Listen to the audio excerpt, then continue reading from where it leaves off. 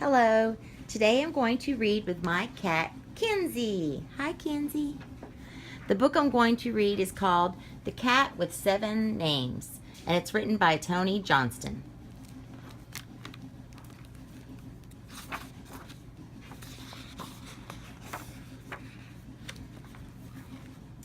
A cat came to my back door one day, gray with white paws. Nobody visits me much. I put down the book I was reading, I am a librarian, and I let him in.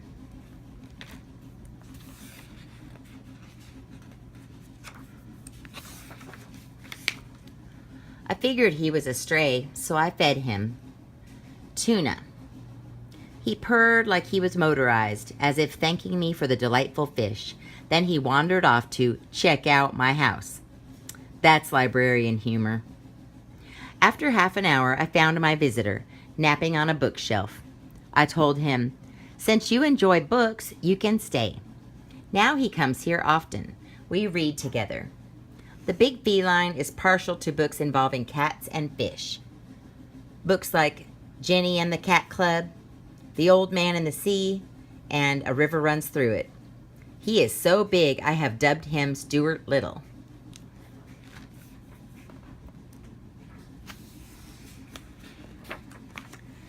I went out for the paper once in the cold of dawn, left the door ajar. With my walker, I moved slow as molasses, so a cat slipped in, just like that. My family's grown and gone, so this little small bit of company felt nice. Kinda filled up the house again. Cat moved slowly through my place like a trail of smoke, nimbly avoiding the walker, though he paused to sniff my boots. Of course, unlike Smoke, he spoke the whole time in cat talk. How good to hear a voice other than the blab of my own. Cat talked so earnest, I felt certain he must be starved, though his full figure told otherwise.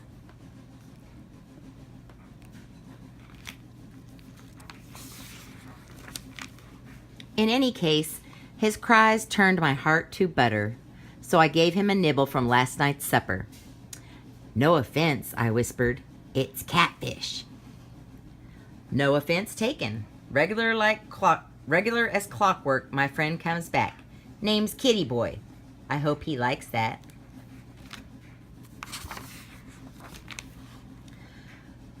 One afternoon, una tormenta, a storm, came. It rained gatos y perros, especially gatos.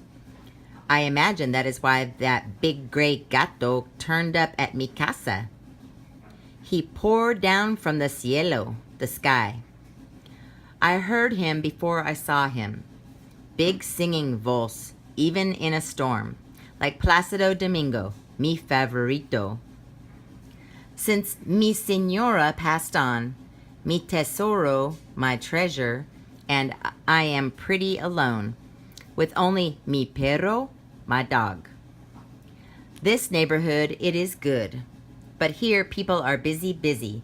They move quick, like grillos, crickets, hopping here and everywhere. For friendships, they have little time.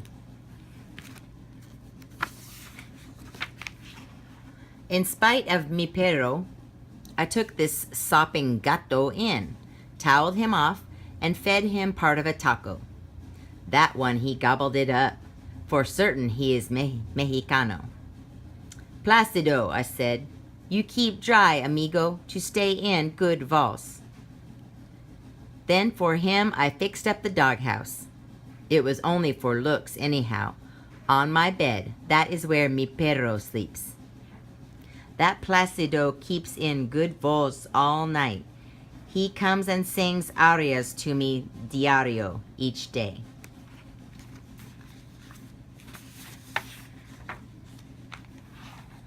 "Move it, you big lump. I'm on duty," I said. Cold day, warm engine.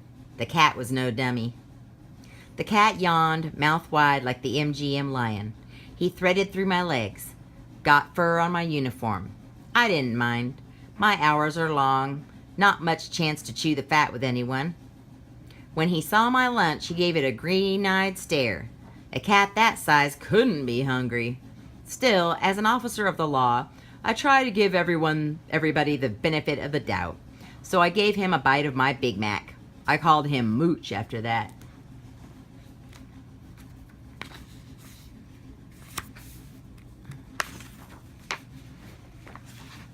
Sometimes when I'm on patrol, I see him, and I stop to converse. He flops himself in my path to be petted, and he bats those big green eyes and purrs like a Cadillac. I laugh, and I pet him. Once he hopped into my vehicle. "Gonna have to ticket you, Mooch," I said, but I didn't give him a ticket. I gave him some more burger instead.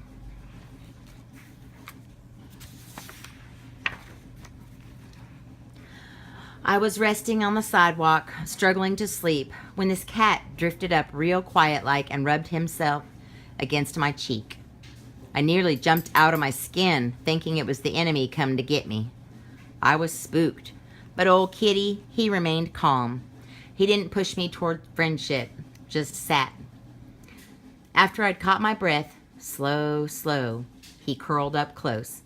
Then lightly he placed one paw on my knee, like he knew my buddies were gone, like he knew I needed somebody.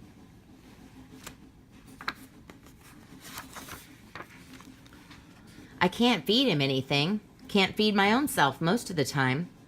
Old Kitty, he seems to know that and doesn't beg. Once I was in a war, so now everything makes me jumpy. Good days I can push horrors away some. Bad days my mind recalls the terrible sounds. But on cat days, well, I smile. Truly. And I sleep. Old Kitty brings me comfort and silence. And a speck of peace. That's why I call him Dove.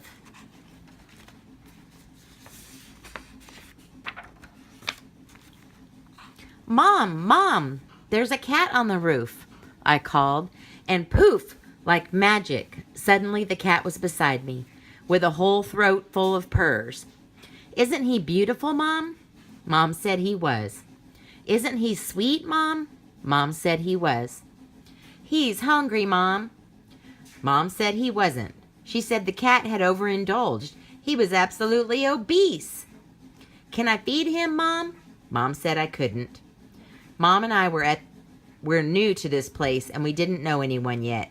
I just knew we needed this cat.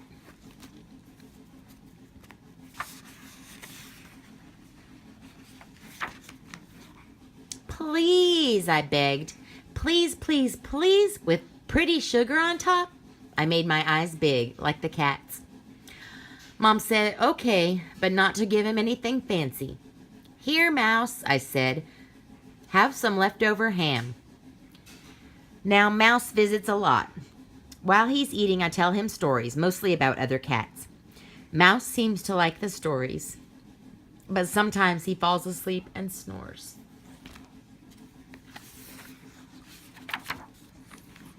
Then one day, look out, Stuart Little, screech! Faster, Mouse. Mooch? Dove, move. Ay, no, Placido. Run, kitty boy. Is he hurt? What a fright. Ma'am, are you all right? I'm okay, officer, but that's my lost cat. Regis, you scared me half to death. Where have you been? Oh, cat, he's okay? Golly, that was close.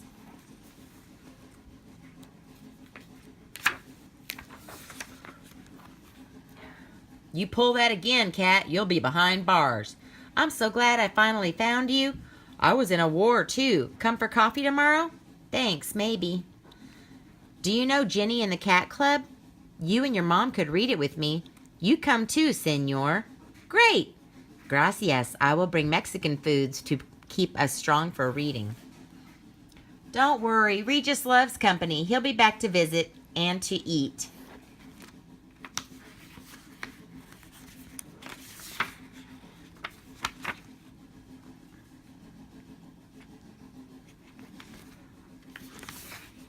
The end. Bye, Kinsey. Bye. Bye. Mwah.